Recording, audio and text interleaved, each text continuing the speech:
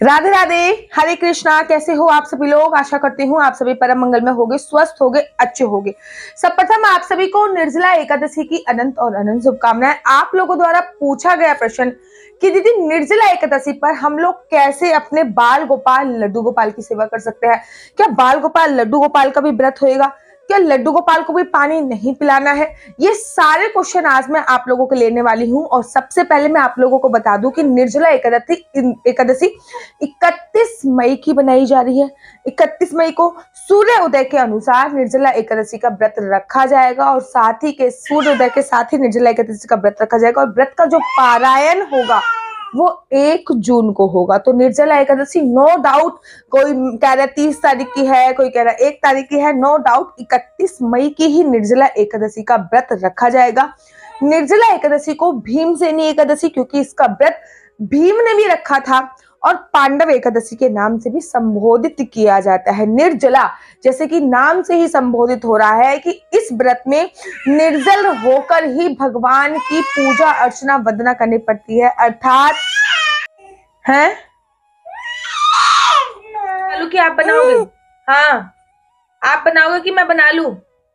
मैं बना लूं? मम्मी वीडियो बना ले मम्मा वीडियो बना ले मम्मा वीडियो।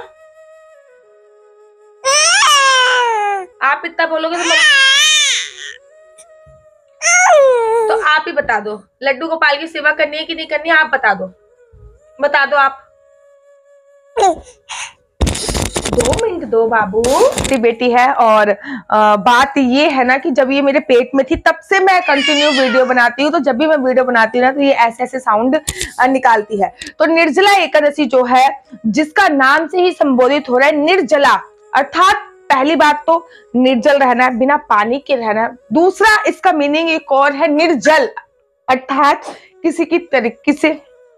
किसी की सक्सेस से हमें जलना नहीं है। दैट इज कॉल्ड निर्जल रहना है।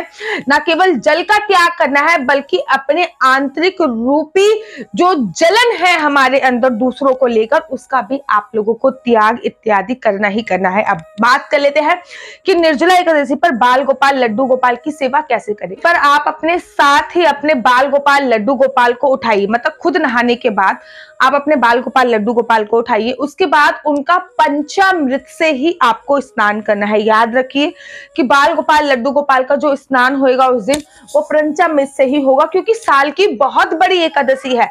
ऐसी एकादशी जिसका व्रत रखने मात्र से हमें 24 एकादशी के व्रत रखने का फल प्राप्त हो जाता है। तो ये साल का बहुत बड़ी तिथि है और इस तिथि में विशेष तिथियों पर लड्डू गोपाल का पंचामृत से स्नान कराया जाता है।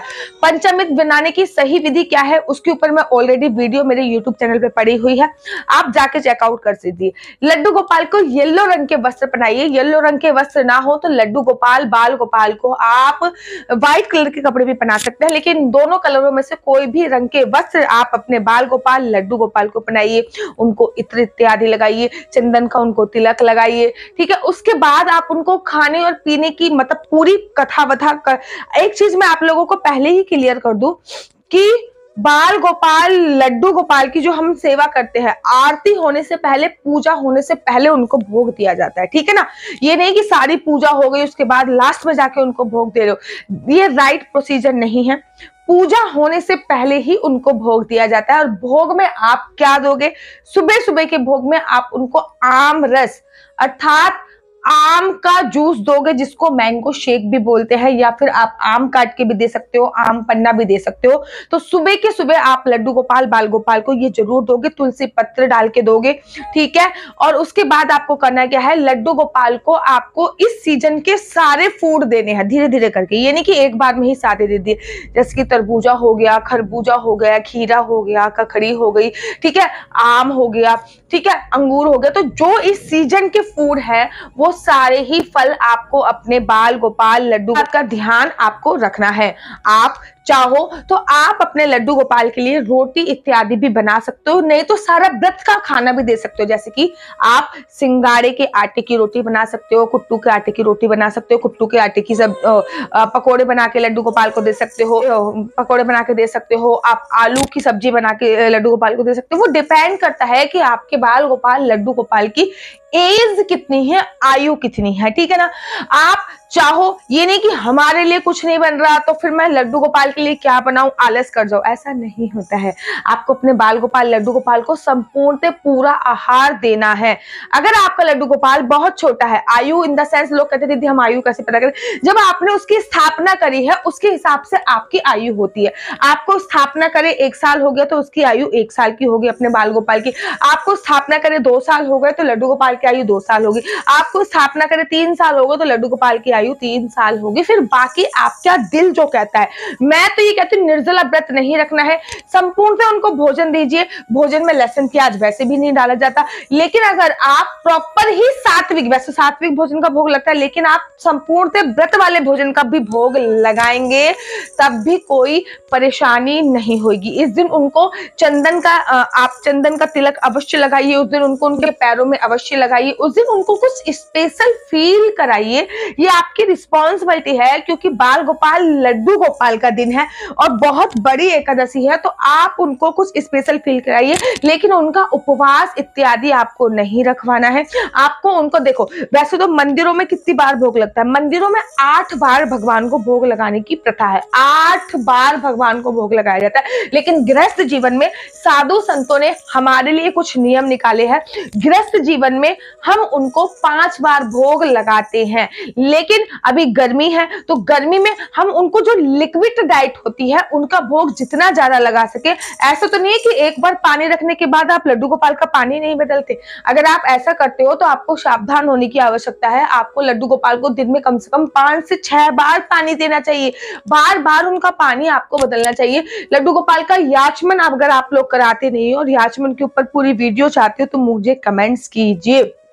अब आप में से बड़े सारे लोगों का ये भी प्रश्न आएगा कि इस दिन हम रात्रि जागरण करेंगे, लड्डू गोपाल को सुलाएं या ना सुलाएं। एक बात याद रखिए कि अगर हम पूरी रात जग रहे हैं तो हमारे बाल गोपाल लड्डू गोपाल पूरी रात नहीं जगेंगे, इस बात का ध्यान रखिए। क्योंकि हमारे बाल गोपाल लड्डू गोपाल कृष्ण का रूप है, कृष्ण का स्वरूप है। और कृष्ण रात को क्या करते हैं, भगवान श्री कृष्ण जी रात को निधिवन रास रचाने के लिए जाते हैं। भगवान श्री कृष्ण जी 16,108 गोपियों के साथ रास रचाते हैं। 16,000 तो भगवान श्री कृष्ण जी की 16,108 रूप वहां पे होते हैं। तो हमारे जो बाल गोपाल लड्डू गोपाल है उनको हमें पूरी रात जगाना नहीं है।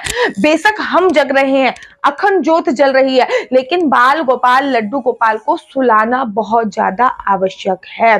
तो आप अपने बाल गोपाल लड्डू गोपाल की सेवा इस प्रकार से कीजिए। उनको 5 बार अच्छी अच्छी चीजों का भोग लगाइए। इसमें सफेद चीजों का भोग अवश्य लगाइए, आमरस का भोग अवश्य लगाइए, मीठे पानी का भोग अवश्य लगाइए, नींबू पानी का भोग अवश्य लगाइए, शरबत का भोग अवश्य लगाइए, शिकंजी वगैरह इत्यादि चीजों का भोग अवश्य लगाइए। क्योंकि गर्मी बहुत ज्यादा है और गर्मी के जो भी फ्रूट्स है उनका भोग आपको अवश्य और अवश्य लगाना है। और आप लोगों के लिए खुशखबरी मैं आप लोगों को देना चाहूंगी कि कल है 25 तारीख, आज ये वीडियो मैं डाल रही हूँ, कल है 25 तारीख। कल 25 तारीख से मेरा जो शो आता था टॉक विद आशु, जिसमें मैं आप लोगों के द्वारा पूछे गए प्रश्न के उत्तर देती थी, वो दोबारा से स्टार्ट हो रहा है। और एक नए चैनल टॉक विद आशु में, चैनल का लिंक मैं नीचे दे दूंगी और कल प्रथम वीडियो उस पर अपलोड हो जाएगी। तो आप लोग अपने प्रश्न मुझे 4/9-20-25-65 मेरे व्हाट्सएप नंबर है 4/9-20-25-65 पे लिख के भेजिए।